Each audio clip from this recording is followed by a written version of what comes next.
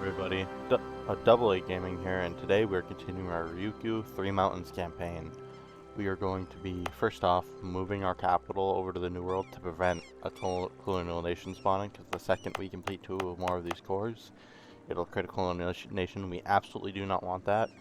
But at the same time, since I'm kind of moving over to the New World and I don't have Renaissance, you can see it's starting to really make techs more expensive.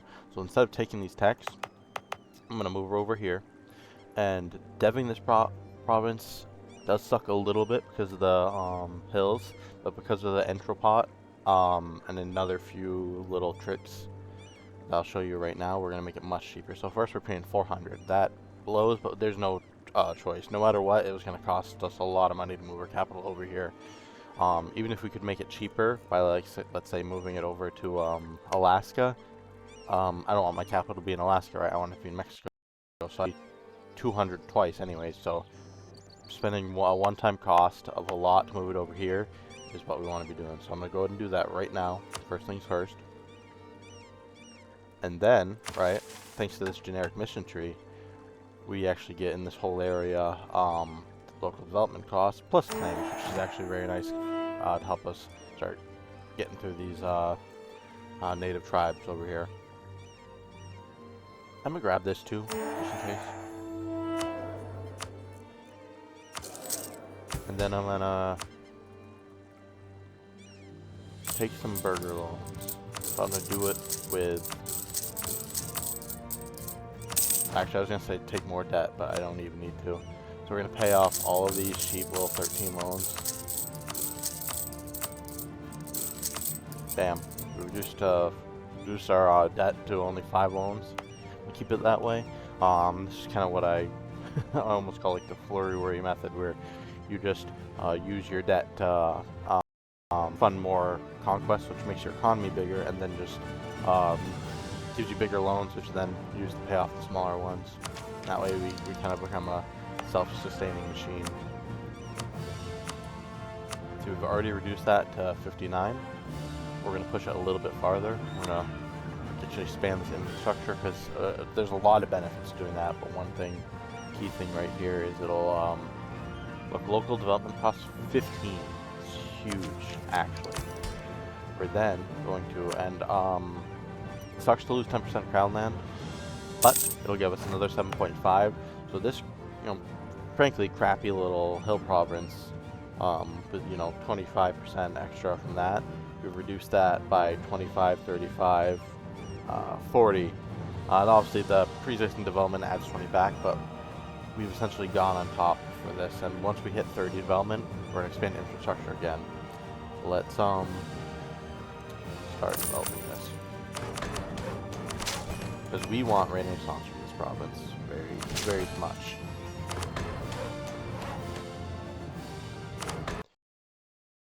We're going to expand that development one more time. 78. And we probably won't be expanding one more time. We won't hit 45.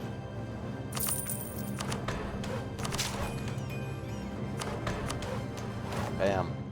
Then we can use the little bit of money we have left over for Renaissance. That gave us 5% development cost, but the chicken bit came before the egg on that one. We couldn't really benefit from that. And then we take back some of that crown lands. We're actually back to 41. And since developing all that land gave us a bunch of crown land, we're basically right where we started, but with our capital in the New World at 38 development with Renaissance adopted. We're obviously out all of those mana points, but long term, we're actually going to get all those back, because the only thing we're missing is colonialism, which is given 15%, and we're actually going to get colonialism pretty fast, because it'll spread through the European colonial nations' coasts. I'll take that decision right there.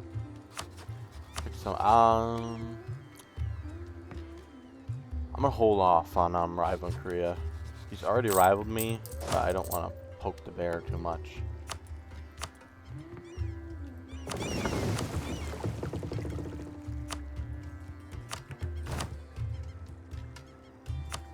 And then we're going to send our little exploration fleet to continue exploring the oceans. Could be very nice for us. You know, I want to basically have all the openings discovered if we can. Let's see. We could potentially attack the planet deck, but he's got a lot of allies. His vassals probably won't help him. But the allies definitely would, so I don't want to attack him quite yet, because you know, you think we're doing really good in terms of Tech 8, and that is decent, but like look at some of these natives, right? 6 over here already. 6. That is, it's quite high. 4, 5, 6. So we don't want to. We can fight the natives and like win bigger battles, but like if we're fighting, you know, 34 troops all at once with our little bit of army, we'll lose.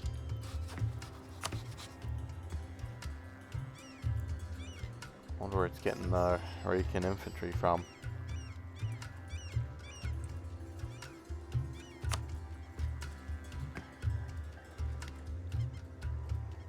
Oh, must have been previously from the Free Company.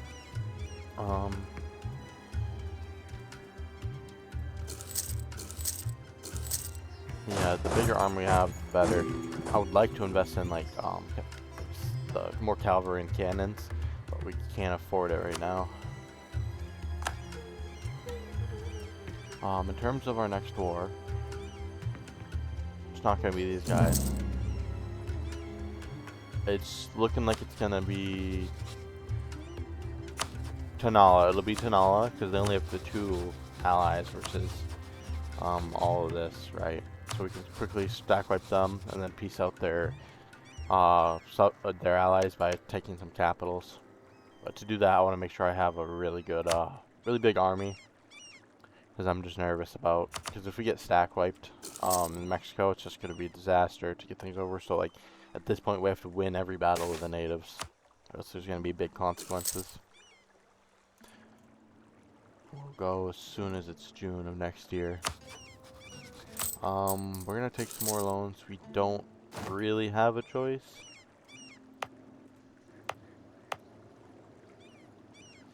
I can't afford this right now, so I'm actually gonna get rid of the fort, even though I like having the fort. I just cannot afford it. I'm gonna get rid of this guy too. I would love to keep him, but I can't afford that either. I think just for a moment, right, we're actually gonna do this.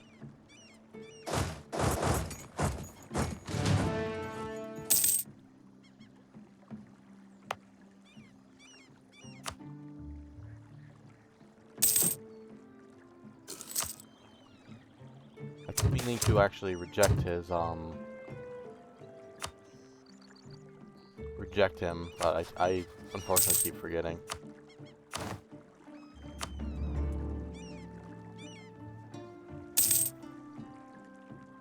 I think where I got in such a habit about it, because with talking every year, now I just press the C key to automatically accept when I actually don't want to be accepting.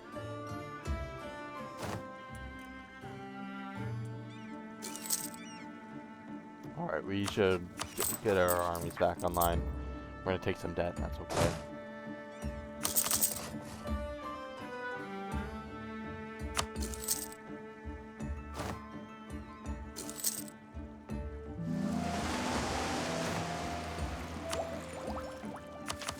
I'm going to hold off on that for now, because I don't want to spend the admin on tech or the ideas, because I'm going to be integrating all this land. Alright, we go ahead and declare this war now. They have a few more troops than us, but our tech more than makes up the difference.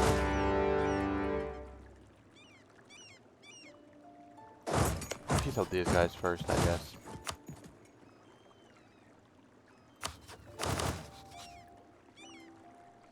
I would love for one of them to have a siege pip, but we don't get what we want, but that's okay too. I am worried about our capital being taken now. No fort. You can get a lot of war score from occupying our stuff.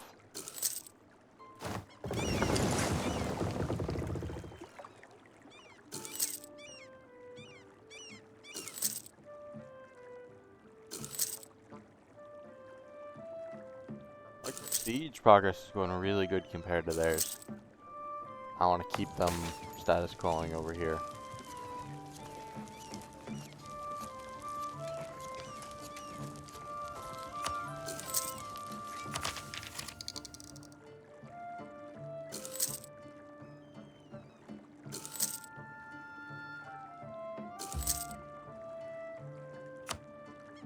Start refusing that tribute because Ming is in a bad spot right now. He's crawling back, which I'm worried about. But ideally, Manchu or Rat actually attacked them. They're thinking about it.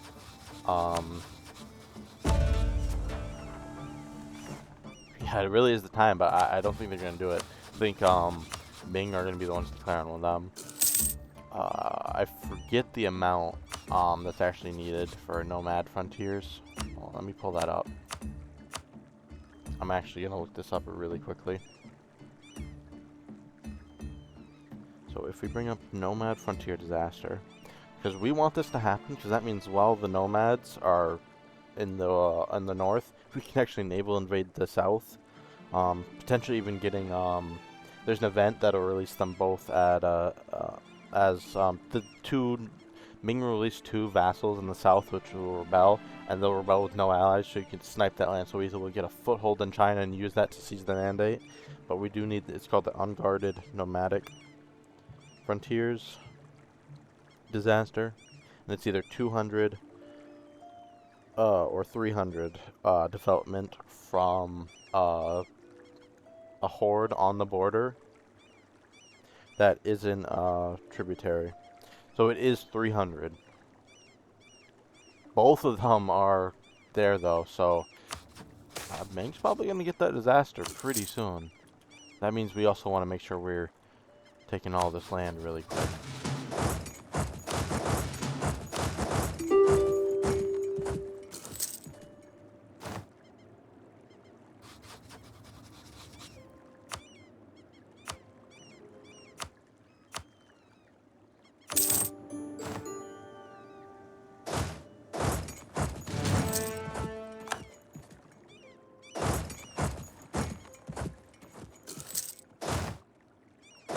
Beat this battle real quick.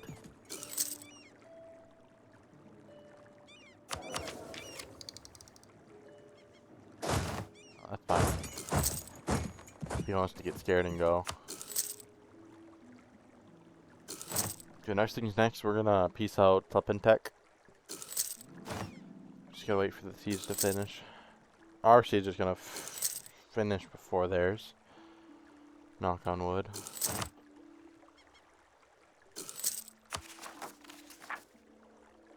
Yeah, a lot of war exhaustion because of all the occupied provinces. Not much I can do about that without any forts. There we go. Made me a little nervous, but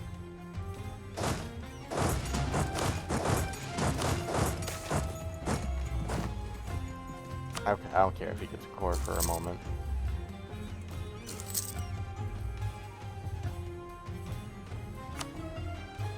I would be tempted to take more from them, but I want this war to end so I can full annex these guys.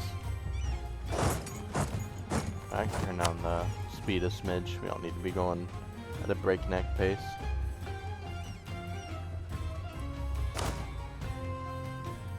I'm not going to pick any of this. I'd like to pick the Atakabuni. I probably butchered that pronunciation, but that's okay. But I can't do that because I'd just lose it in a little bit anyways. We're going to move right over. I don't want them occupying my capital. I'll even sortie if I need to, but I won't even need to.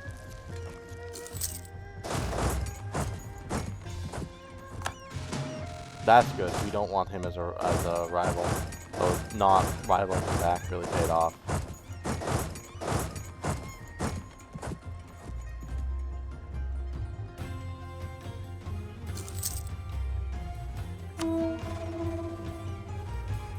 Like I said, I like the little sound that plays because, you know, different religions have different noises. Like I think, like if you're Christian religion, it's bells. I like the little whistles. It's nice. It's a nice sound. A little bit off topic, but that's okay.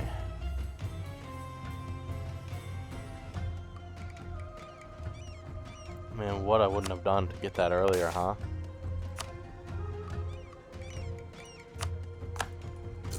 Because I spent a lot of resources on that. This is probably the one bad villages event. Sometimes you get unlucky. That's okay though. Oh, we've already gotten plenty of good events from it. And we probably will in the future, but like, every event group has, you know, good and bad ones. Religious though is like by far the best. There's like 2 or 3 events that can give you plus stability, and obviously like one that can reduce it, as you saw. But I think religious, not only for the events, but also long term, it's going to be the best for us. I have to think about swapping soon as well, so I'm gonna.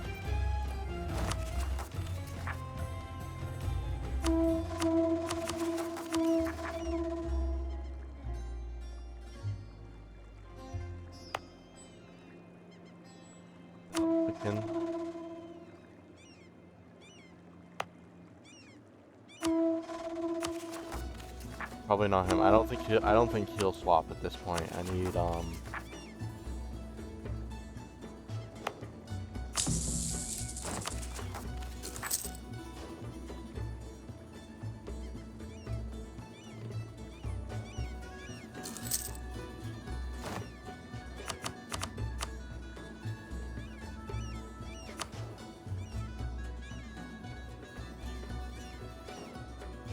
land.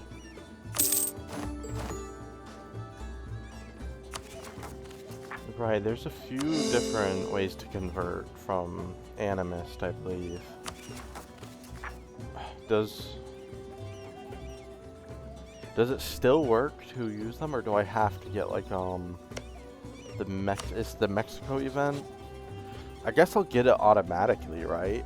Like through an event to swap a Nahuatl once I conquer enough. I'm gonna look up that event as well really quickly. It's a Nahuatl, actually multiple pagan religions have this, and it's so interesting because I think this is like potentially like legacy code from EU4 because it doesn't come up that often. Like controlling certain provinces as like an animist pagan gives you like a free conversion or like a conversion event, which is strange because it's like just animist, but remember there used to be like way back when it was like shamanist and animist, and that was like the whole pagan world. That was before we got Tengri or anything like that, or even like the fetishist African religions. It was all like those 2 religions. One of them got removed, but they kept in animist. But let me look at the event real quick.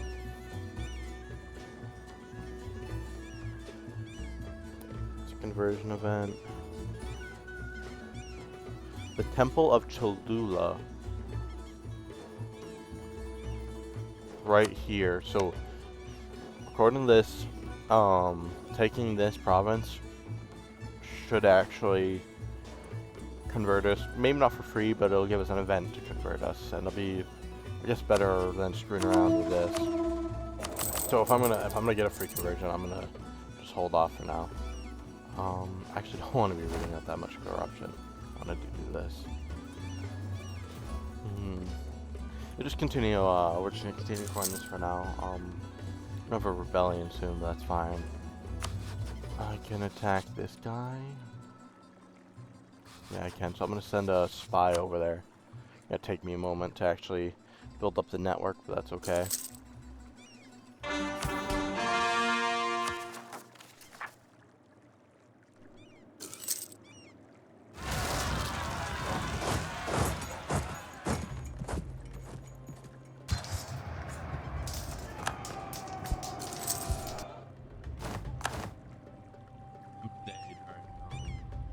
During the video, I might have to cut it short, because I gotta head to work soon, unfortunately.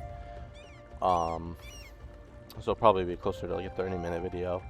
One thing I gotta say is I'm actually surprisingly enjoying, just as you might remember from an earlier episode, I actually made a misplay and had to swap to royal favoritism, but I'm actually really enjoying the reduced loyalty loss, because it actually makes it easier to keep these guys happy, even though I'm constantly like taking their crown land or taking crown land from them, which I'm certainly not going to complain about.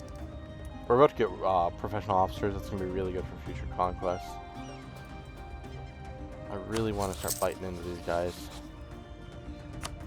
Ming should let us go soon. Oh, the girls are fighting. This is good though, because a stronger Manchu is going to be cocky enough to take on Ming. Interesting. Yeah, he wants his cores back. That's what it's about. I'll repeat that loan. Once we're going to send one of these guys out. Yeah, I'm going to take that tech very happily, in fact. I'm also going to take this as well, actually, because I have no reason not to currently. Because it's not like admin where I'm holding onto it to blows, whatever. I'm not rivaling Ashikaga. Shit, actually, now that I think about it, he's probably going to try to take, oh, yeah.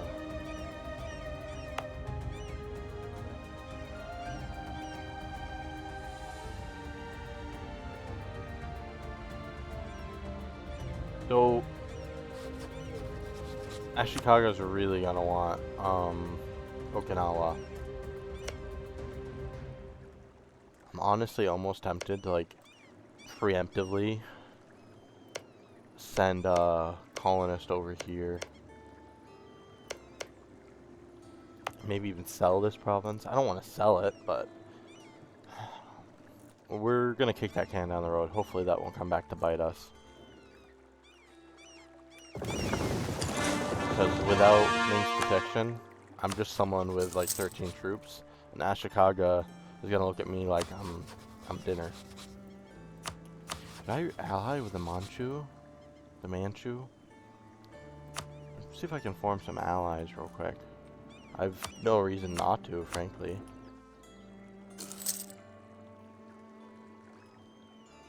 Yeah, now we have a large distance between borders, Malice. Interesting. Wonder if I should have thought about that before.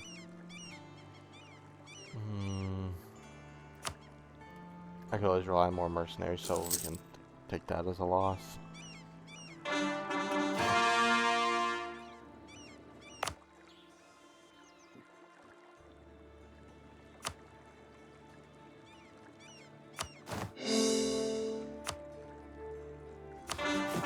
I'm actually so okay with reducing this autonomy.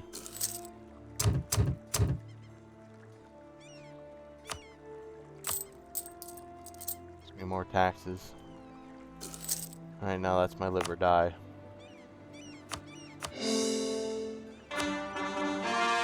Well, not just taxes, gives me more of everything, but you get the point. There we go. Obviously, we're gonna have a better chance of rebelling now, but they were always gonna try to be fussy and rebel.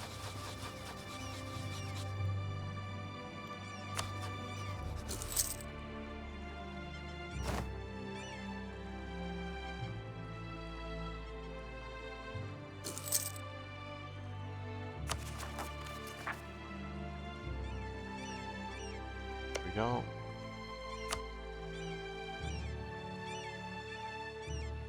If I could swap over to High American, that'd be really good. From the Aztec events, I believe, or missions, more specifically.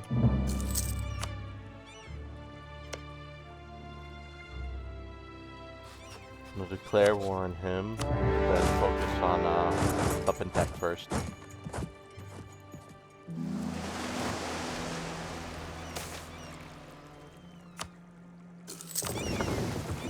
Nope.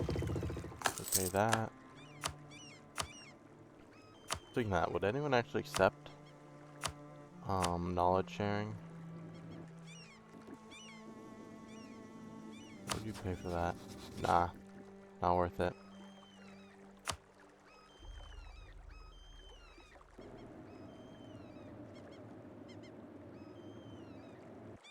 I'd love to sell it, because eventually it's going to spread anyways, so I'd love to profit from it in the short term, but looks like that's not going to be possible. one of the privileges of developing an institution early, like Renaissance, and sell it to anyone who doesn't have it, but right now no one's fighting. There we go. A little rebellion, that's okay. They get prestige. He's got a big army. I don't know. I'm feeling like Manchu can do it. Just a tech ahead. Go Manchu. You know, it used to be you never really see like Manchu take off. Because I always thought about this, right? Like, what are some of the tags you never see happen in this period? Sometimes the Dutch can have a hard time forming, but thanks to the railroaded Dutch event, it helps sometimes. Prussia, you almost never see because the AIs like Brandenburg struggles to work their way into that area, and even like two other big players would be the Qing dynasty and the Mughals. But I've noticed Qing actually has a decent chance of forming now, so they did a really good job on China in my opinion. The Mughals, you still kind of struggle to see that. Most of the time, if there's a resurgence of like Timurid power, it's in like Persia, right? You don't really see them like making their way into India, and that's kind of the goes back to like the hug box problem, where these Indian powers will just instead of rival each other, they'll ally and block up, and it becomes impossible to penetrate them. But they also can't expand because they're all in a hug box. So, something I never really liked. You know, for me, like once I'm out of expansion and if I'm playing in India, I then break those alliances.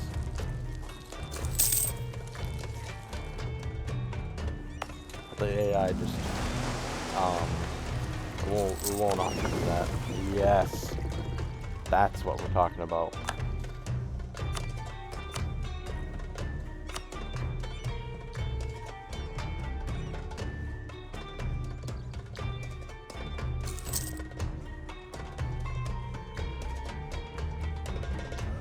I have to be very conscious of the timing on that, but that's exactly what we wanted to see.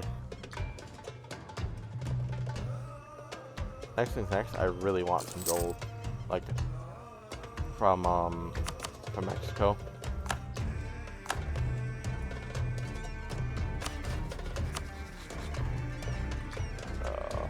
I want it. I don't know if I can get it, but I want it.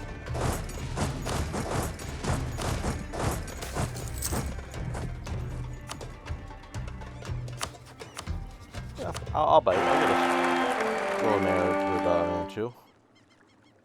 Thank you, Zhang Juing. Be a good wife for Simoon.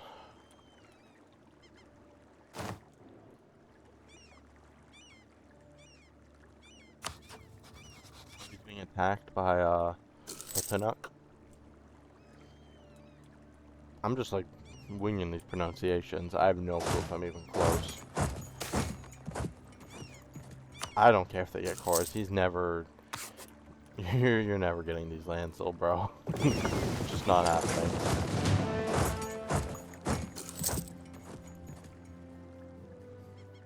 I mean, really, like, I applaud for the effort. Really.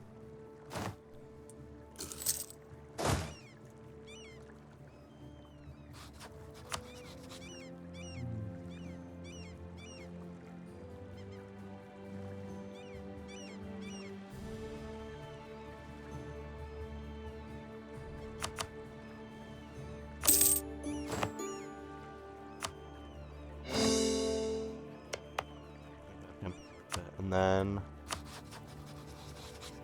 what's next? Then expand into here, I guess.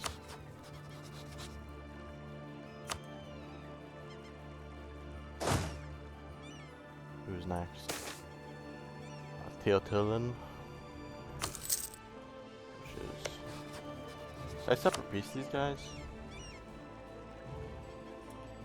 No?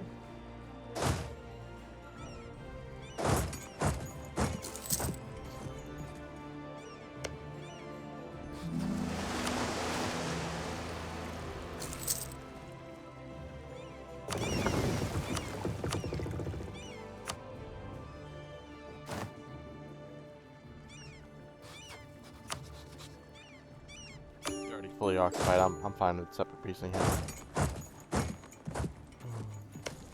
That's already... Let's free my land first, right? I don't want to see all my land occupied. I'm getting war exhaustion, devastation. No reason. Pop a roach. Alright.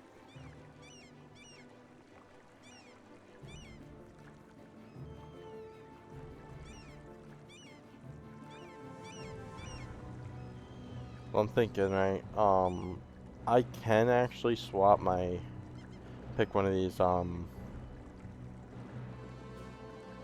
cultural, military doctrines, just because, even if it swaps, so if I swap away, it'll just let me reselect, so, that's what I prefer.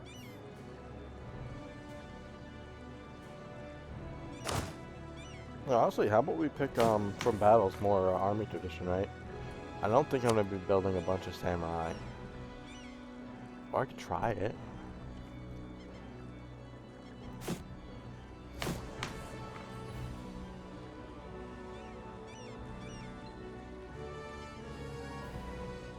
Yeah, let's just see. Let's just see. I mean, I'm sure I'm not going to cry about having an extra few discipline on some soldiers. Definitely not.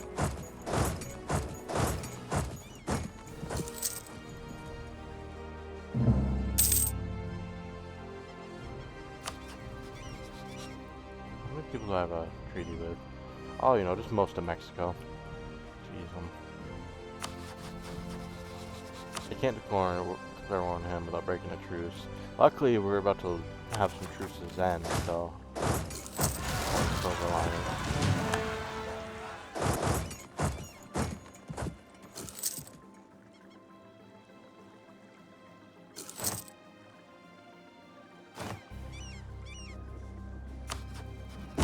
He's straight up not having a good time. Honestly, Manchu can just sit here and let fuck Ming burn for a little bit. No reason for him to immediately go for that. Neither for me. But I'm gonna want to think about being ready.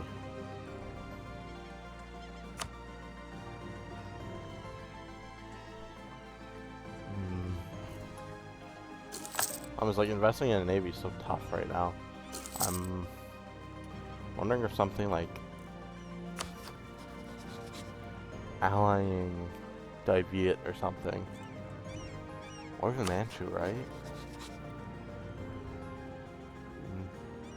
He's entertaining the idea, at least. It's not quite there. Make the army stronger, he might bite. Otherwise, my economy just doesn't exist. Collecting trade here. I've been wasting my merchants this whole time. Let's see if that improves my trade at all. So for 228 to... They're gonna take a while. Remember that 228 number.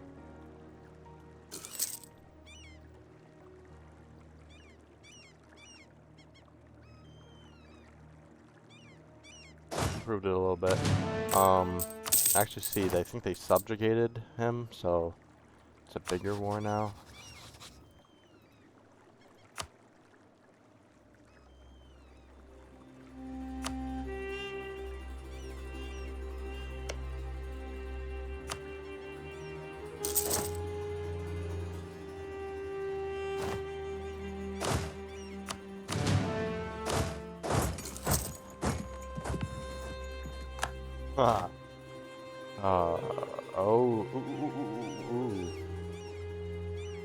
Oh yeah. It's all coming together. That means in one war we'll be able to get Cholula swapped to Nahuatl, and theoretically we'll be ready for some Chinese campaigns as soon as like the powder keg explodes. Because Ming isn't done yet, but they're getting there. I'm just trying to think of how I would properly get over there. I would need an ally.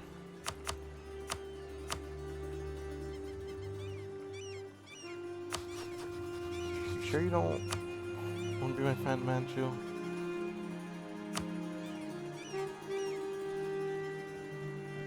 Well, either way for now, this will have to wait for the next episode. I'm out of time for today.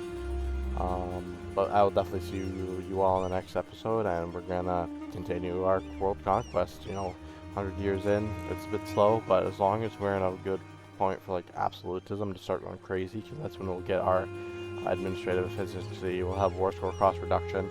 Our next idea group, I'm thinking, is actually going to be instead of a military group, we're going to pick another, probably diplomatic ideas. Because as of right now, we haven't really needed military. And if it gets to that point where I need it, I could get rid of exploration. I wish I didn't invest into it so heavily, but we'll deal with that as the situation unfolds. But thank you all for watching, and I'll see you guys in the next episode. Bye.